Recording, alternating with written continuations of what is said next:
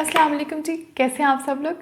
Second part जो कि ज़िद पे हम कर रहे थे और हम हैं आज सॉल्यूशंस की तरफ कि हम सॉल्यूशंस क्या निकालेंगे। तो पहला जो पॉइंट है उसका सॉल्यूशन का कि सबसे पहले तो आप ये चीज़ मुझे बताएं कि क्या आपका बच्चा अगर ज़िद कर रहा होता है तो आप उस वक्त हाइपर हो रहे होते हैं, एग्रेसिव हो रहे होते हैं, तो प्लीज़ कमेंट्स में मुझे ज़रूर बताइएगा कि आप लोग उस वक्त क्या रिएक्शन होता है आप लोगों का। ठीक है, तो सबसे पहली तो बात ये है, number one solution that is कि आप उनका माइंड डाइवर्ट कर दें। मतलब वो अगर ज़िद कर ले इस चीज़ पे तो ये मत कहें आओ मैं तुम्हें वो चीज़ नहीं, आप उसको इस तरीके से टैक्टफुली करें कि देखो ये कोई कार्टून आ रहा है, ये अरे ये क्या हुआ, ये चूटी यहाँ पे गिर गई है या टीवी पे कुछ है और समथिंग लाइक दैट, तो उनका माइंड फॉरन डाइवर्ट कर दे टूवर्ड्स अनदर पॉइंट। अच्छा जी, ऑप्शन नंबर 2 हमारे पास जो है वो है गिव देम ऑप्शंस। अच्छा, अब ऑप्शंस कैसे देने हैं तो हम इस बात की तरफ आते हैं। हमने पहले क्या किया, उनको डाइवर्ट करना है। अब डाइवर्ट कैसे करना है कि हमने अपने माइंड में कुछ ऑप्शंस बनाने हैं। जैसे मैंने आपको बताया कि कार्टून देख लें, या अक्सर जो मैं करती थी वो मैं ये करती थी कि मैं बच्चों को कहती थी ओह ये चूंटी का खाना गिर गया, अरे वो तो घर खाना लेके जा रही थी, और वो बच्चा रोते रोते उसका माइंड जो है वो उस तरफ डाइवर्ट हो जाता था कि कहाँ गई है चूंटी। अब ढूंढना पड़ेगा, चूंटी तो बहुत छोटी सी होती है और उसको ढूंढना पड़ता है कि वो कहाँ गई। तो वो जो छोटी सी चूंटी है उसको ढूंढने में बच्चे का माइंड उधर डाइवर्ट हो जाता है। अच्छा, आप अगर उस वक्त एग्रेसिवली कहेंगे no you can not cry और स्टॉप क्राइंग और स्टॉप डूइंग दिस और don't make mess something like that, मतलब वट एवर अथॉरिटेटिव वे में उस वक्त आप करेंगे ना तो बच्चा आपका साथ नहीं देगा। तो always you should have options which you can tell your child to divert his attention. ठीक है, हो गया। चलिए जी, नेक्स्ट हमारे पास जो टास्क है वो है इंगेज देम समवेयर। अब भला इंगेज किस में करना है? इंगेज आप उसको घर के काम में करें, इंगेज आप उसको फन एक्टिविटीज़ में करें, इंगेज आप उसको किसी भी चीज़ में कर सकते हैं। मसलन मैं किचन में रोटी बना रही हूँ तो अगर मेरा बच्चा आके मुझे कहता है कि मुझे मामा रोटी बनानी है तो आप आएँ मेरे साथ रोटी बनाएं। तो गर्ल्स एंड बॉयज़ किसी को भी आप दे सकते हैं क्योंकि बच्चों को बड़ा खुश होते हैं वो हाउस कोर्ट करने में।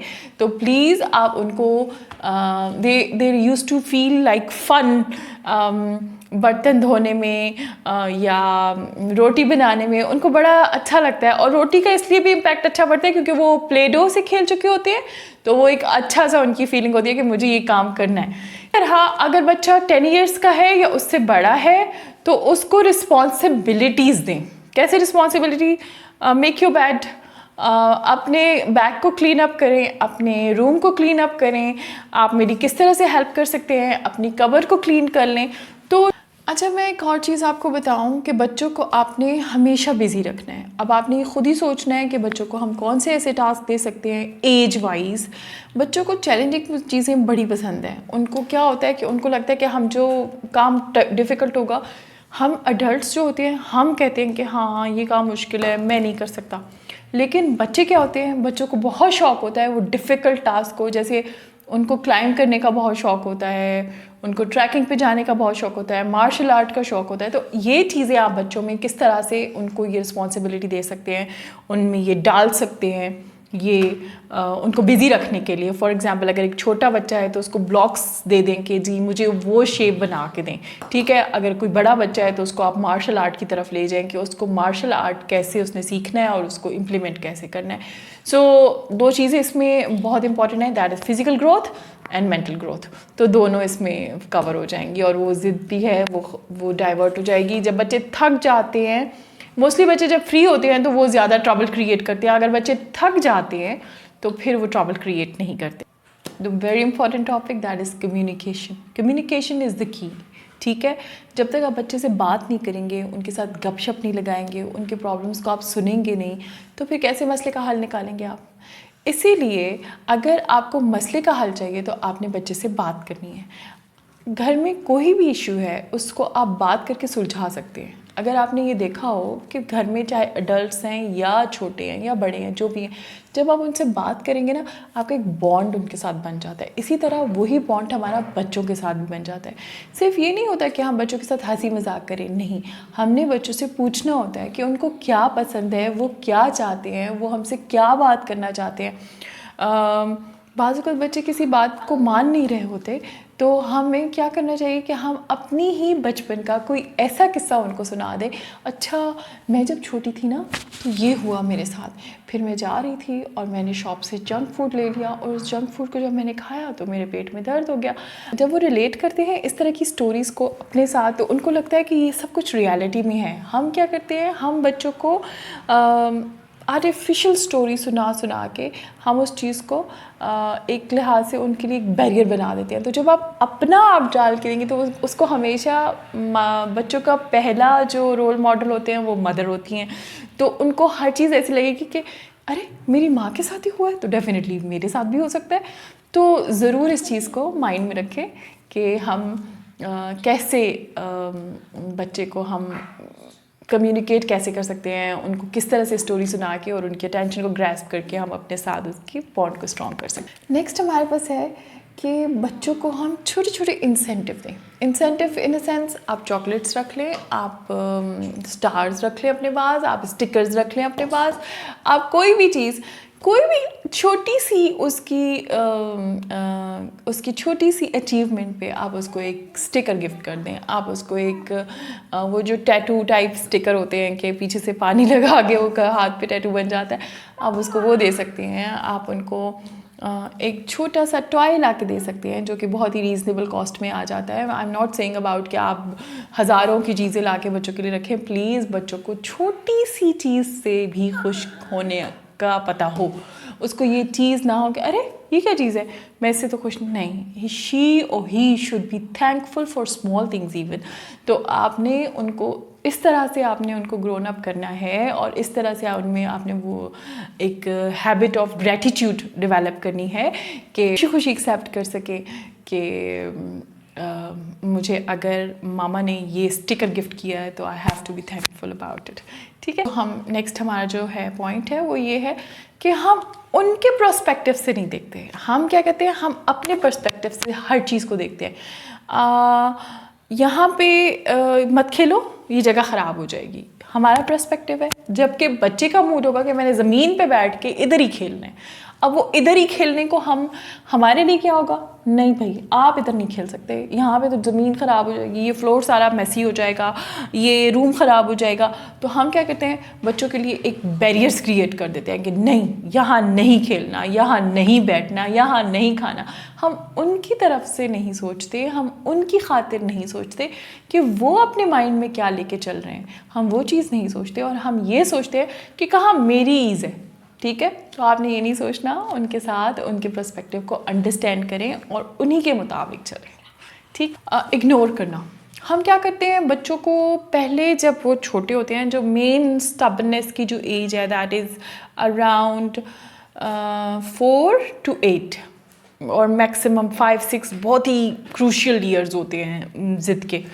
तो 4 to 8 के बीच में अगर आप उनको डील कर लेते हैं तो ठीक है, अदरवाइज़ वो उनकी नेचर का हिस्सा बन जाते हैं। तो अब उनको डील करने का तरीका क्या होता है कि पहले तो आप इग्नोर करना सीखें। जब वो ज़िद एज के साथ ज़्यादा होने लगे तो आप उसको इग्नोर करना सीखें कि बच्चों को let it go and ignore कैसे हम कर सकते हैं कि बच्चे हर चीज़ को पॉइंट ना उठाएं। जैसे आप लाइफ को एक डिसिप्लिन पे चलाने की कोशिश करते हैं ना, तो ज़िद भी एक डिसिप्लिन का हिस्सा बनती जाती है अगर हमने उसको टाइम पे नहीं रोका तो। अच्छा जी, अभी जो हमारा नेक्स्ट पॉइंट है वो बहुत मुश्किल है आप लोगों के लिए, आप लोग नहीं कर पाएंगे, लेकिन हमें वही करना होता है और वो है सब्र। आपने उस वक्त बिल्कुल पेशेंस हो जाना है जब बच्चा इंतहाई ज़िद्दी कंडीशन में हो, जब बच्चा बहुत ज़्यादा ज़िद की पोजीशन में हो। आपने बड़ा कामली अपने आप को रखना है।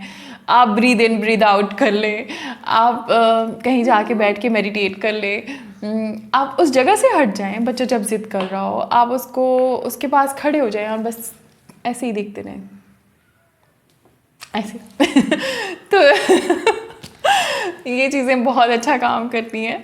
और बिल्कुल पेशेंस, मतलब आप कहें समझिए कि आपके सामने कुछ हो ही नहीं रहा, जब आप ऐसे करेंगे ना तो बच्चा ऑटोमेटिकली उसे उसे लगेगा कि माँ को मेरी फिक्र नहीं है, या माँ को असर ही नहीं हो रहा, या मदर या फादर को ही किसी को असर ही नहीं हो रहा, तो वो इस चीज़ को सीरियसली लेगा ही नहीं। वो कहेगा अच्छा इतनी इंपॉर्टेंट बात नहीं है, यानी कि मैं ज़िद कर रहा हूँ तो it's not an important thing, तो वो ऑटोमेटिकली उसमें वो चीज़ ख़त्म हो जाएगी। अच्छा, अगेन आ रहा है बी अ रोल मॉडल। अब कैसे रोल मॉडल बनेंगे आप? अच्छा घर का माहौल रखिए, लविंग माहौल होना चाहिए। दिन में कोई ऐसा वक्त होना चाहिए जब सब हंसी मजाक करें, एक डिनर टेबल पे एक टॉक टाइम बना दें, एक ऐसा टाइम जिसमें आप सब गैदर्ड हो, और बच्चों को लेके वॉक पे निकल जाएं। मामा पापा और बच्चे मिलके वॉक पे निकल जाएं। और इसके अलावा बहुत अच्छा एक और चीज़ मैं आपको बताऊं जो मेरी नज़र में है, दैट इज़ फ़िज़िकल एक्टिविटी। बच्चे अगर फ़िज़िकली एक्टिव हैं और अगर वो फ़िज़िकली काम कर रहे हैं, रनिंग कर रहे हैं, खेल रहे हैं गली मोहल्ले में, जैसे हमारे पहले होते थे कि गली मोहल्ले में बच्चे खेलते थे, खैर अब तो नहीं खेलते, लेकिन अगर आप वॉक पे ले जाते हैं या कोई ऐसी गेम उनके साथ आप कर लेते हैं, या बाइकिंग पे चले जाते हैं, या ट्रैकिंग पे चले जाते हैं, या फुटबॉल खेल लेते हैं, या किसी पार्क में ले जाते हैं हम बच्चों को, तो उसका इफ़ेक्ट बच्चों की नेचर पे बहुत पॉजिटिव हो जाता है। और वो जब थक जाते हैं ना, एक तो फिज़िकली आपकी ग्रोथ पे बहुत अच्छा असर पड़ता है। फिर अब बच्चों के की फ़िज़िकल ग्रोथ हो रही होती है, जब वो फिज़िकली किसी चीज़ में इन्वॉल्व होते हैं तो उनका मेंटल और physical at a time grow कर रहा होता है। कॉग्निटिव एंड फिज़िकल ग्रोथ जो है वो साथ हो रही होती है। साथ में उनको, चूँकि आप नेचर से कनेक्ट कर देते हैं, कोई भी एक्टिविटी ऐसी जो गेम की सूरत में है, वॉक है, रनिंग है, ट्रैकिंग है, बाइकिंग है, कोई भी ऐसी चीज़ है, और आप उनको एक ऐसे इन्वायरमेंट में ले जाते हैं जहाँ पे उनको एक माहौल मिलता है ब्रीथ करने का, तो आप सोचें कि वो बच्चे जो हैं वो कितने हद तक वो पॉजिटिव होंगे और वो ग्रोथ की तरफ जाएंगे। ठीक है, और ये चीज़ उनकी नेचर पे और उनके बिहेवियर पे बहुत पॉजिटिव इफेक्ट करेगी। And last point which is very important at my point of view, that is meditation.